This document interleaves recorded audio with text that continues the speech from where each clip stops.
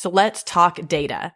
I know it doesn't always feel like the most glam thing to talk about, but it's really important, especially at this time of year. Your data is a huge advocacy tool, and honestly, it's pretty pointless if you just let it go to waste and you don't do something with it. So let's be thinking about that as we get into the last few months of the school year.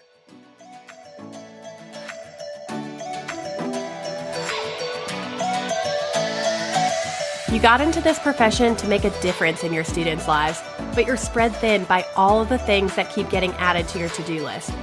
I can't create more hours in the day, but I can invite you into my Counselor Click where you'll finally catch your breath.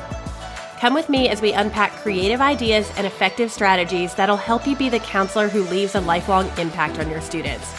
I'm Lauren Tingle, your high school counseling hype girl, here to help you energize your school counseling program and remind you of how much you love your job. I hope this episode is coming to you at the perfect time where you're thinking, okay, I only have a few weeks or a few months left. What should I be keeping in mind so that when we get to the point where we're trying to cruise out the door and turn our keys in and lay by the pool? Okay, wait, I know that was wishful thinking.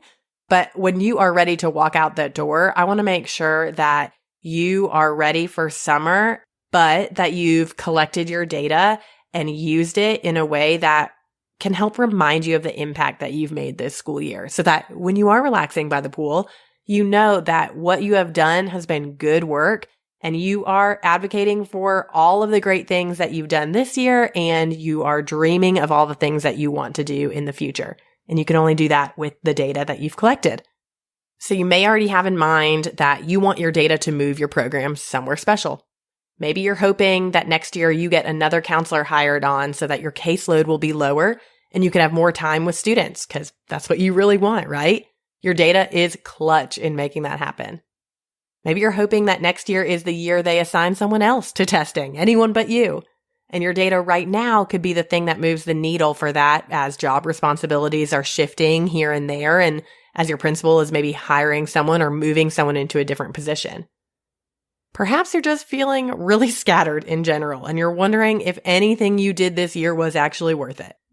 Putting together your data where you tie a pretty bow on it can be a huge sigh of relief and a really welcome reminder like what I'm doing truly actually matters. Students are different because of what I did. And I may sound like a broken record. I say that a lot. I say, are students different because of what I did? I love measuring our effectiveness of being a high school counselor by this phrase. Are students different because of what I'm doing here? Whatever you're dreaming of for your program, it's not going to happen on its own. You know that. You have to bring something compelling to the table and make it impossible to say no to. If you want big changes, you got to have the data to support it. Data is going to be your best friend in making that happen. So there's a huge piece of all of this that's advocacy driven. You've done the work this school year, so let's see the results and then let's tell other people about the results. Now, I'll admit, my brain does not naturally think in numbers. It doesn't even go there. If I'm being honest, I still have trauma from my advanced math classes in high school where I never knew what was going on. And I found it really annoying that I had to take statistics in undergrad and grad school to find T-scores and Z-scores and whatever other scores that I literally don't know what that means right now. That stuff does not matter to me if I can't figure out what it means or why I collected it or what implications it has on my program. So I'm here to encourage you that it doesn't have to be complicated. Don't make it complicated.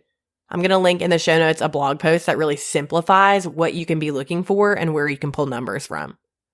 I'm also going to link to a free resource that is 49 places that you can look for data in your program. Just ideas of places to dig in for numbers that are already sitting there waiting for you to peek at them.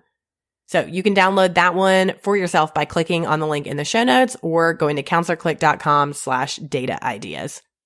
I want to give you some ideas of some of those places where you can pull those numbers and see how they may be impactful for your people. You know, all those stakeholders who are taking interest in what you're doing. But remember, this is totally unique to you, your program, what your goals were for this year, what you're hoping to change for next year, or just ideas that you hope to implement in the future. So I would start first by reflecting on my goals from this year.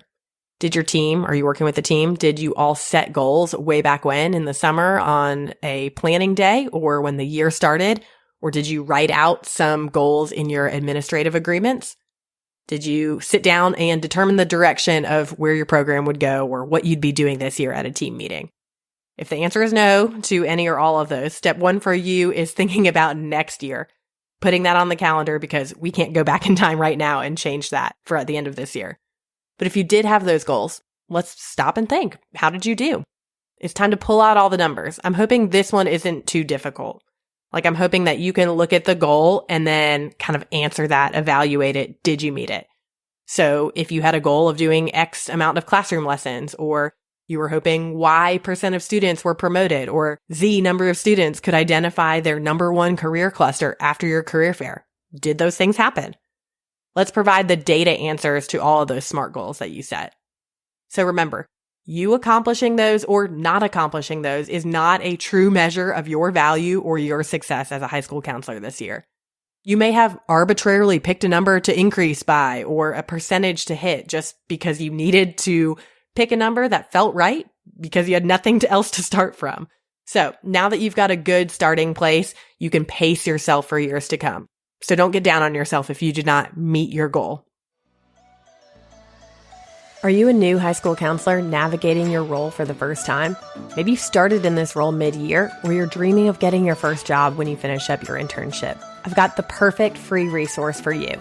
Head to counselorclick.com/new counselor playlist for a curated Spotify playlist just for new high school counselors. This tailored resource will help you level up your counseling skills, boost your confidence, and gain some wisdom that'll ease your transition for your beginning years. With episodes like What I Wish I Knew as a Beginning High School Counselor to Mistakes to Avoid in High School Counseling, you'll be ready for anything that comes your way. Get ready to hit play on your podcast player and start your journey with confidence, inspiration, and expertise. Head to counselorclick.com/new counselor playlist. Happy listening. I'd say that following up on those SMART goals with the results of data or closing the gap goal are your key places that you're going to want to pull data from to highlight. But maybe after looking at the free data ideas guide I mentioned, or just contemplating some different types of data like process, perception, outcome data, you may realize that you want to organize it in a different way.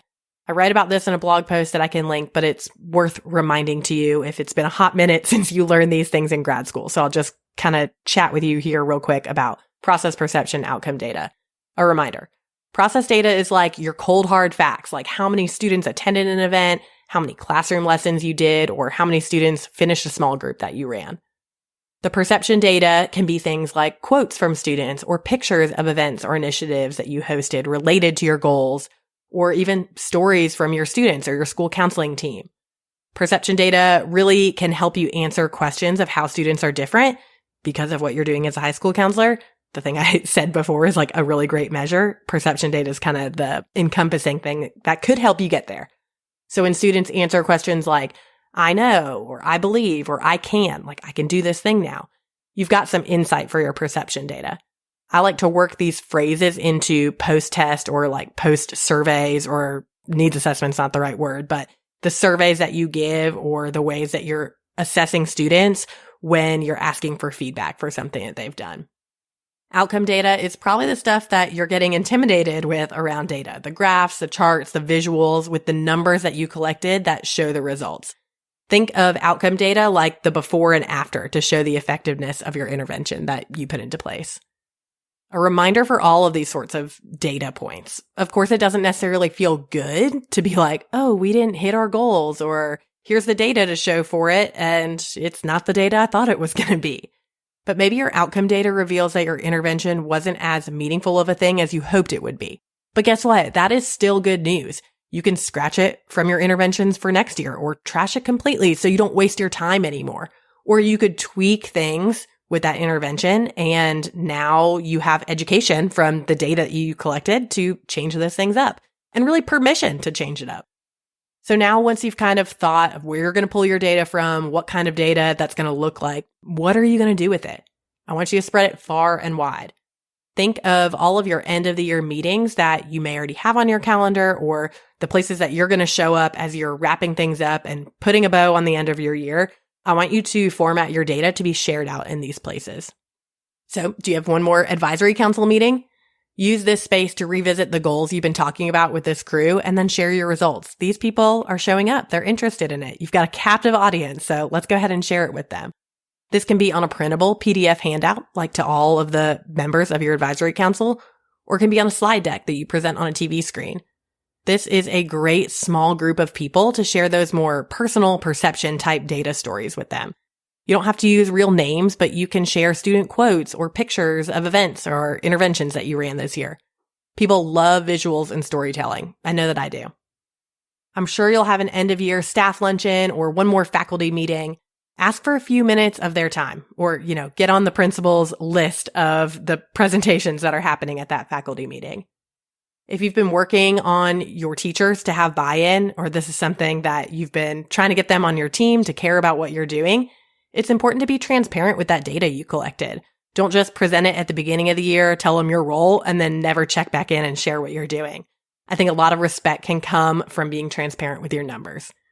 So let them see what came out of your data-driven program that you've told them that you're running. Let them celebrate with you. You can probably use the same sorts of compelling data that you did at your advisory council here with your teachers. Remind them that you got to this point because of their willingness to partner with you. You genuinely couldn't do it without their partnership. But if you're listening to this and you feel like you don't have them on board with what you're doing, you know that it feels like running a marathon in the mud. Like you've got boots on trailing through the mud and you can't make any progress without their buy-in. So this is all kind of tied together. You can send a follow-up email after this faculty meeting with those key points that you summarized at the meeting. So whether someone was there and they need this reemphasized and they get to look at it one more time, or maybe they missed the meeting, you're hitting those key things with them here. So maybe you can link to that PDF that you printed out and put on their tables. Maybe you can just hit those bullet points, make it short and sweet in an email, and have them be able to visually read that and remember all the good things that you're doing. If you have a district get-together that maybe someone higher up than you hosts, don't be afraid to share out your good things. I know sometimes it can feel awkward to be the one that stands up and says, yeah, I have something to share. But you being one person to be bold and start that conversation will inspire other high school counselors. So I'd challenge you. Why can't it be you who stands up and shares something awesome? Share online in your communities that you're a part of. If you're in the Click Collaborative, go share over in our community. We want to celebrate with you and chat about how you got your results and what you hope to do differently next year. If your school has a social media page or your school counseling department is active on social media, share out some of those results there. People want to celebrate you, and honestly, they're going to file it in the back of their brain like, hey, what they're doing matters, and that's really cool. I didn't even know they did that. I ended up having a lot more to say about end-of-year data than I originally thought I did because, like I said, I don't think it's particularly sexy or glamorous to talk about data, especially when that's not my natural inclination to gravitate towards data. It's not what I want to do for fun. My husband would beg to differ in terms of interests and stuff. He's the numbers guy. But I wanted you to think a little bit differently about the data that you might uncover that is already in front of you, that process, perception, and outcome data. And then I want you to brainstorm places that you're going to share that good news to. So use those 5 different places that I gave you, and I'm excited to see and hear how you share out your data and how it inspires other people to take interest in your school counseling program. So remember to check out the show notes for that free data guide and then all of the related blog posts and podcast episodes around data and other end-of-year ideas. If I spark some questions, always feel free to reach out to me on Instagram DMs. I'm happy to chat, and I'll see you next week. Thanks for listening to today's episode of High School Counseling Conversations. All the links I talked about today can be found in the show notes and also at counselorclick.com/podcast. Be sure to hit follow wherever you listen to your podcast so that you never miss a new episode. Connect with me over on Instagram. Feel free to send me a DM at counselorclick. That's CLIQUE. I'll see you next week.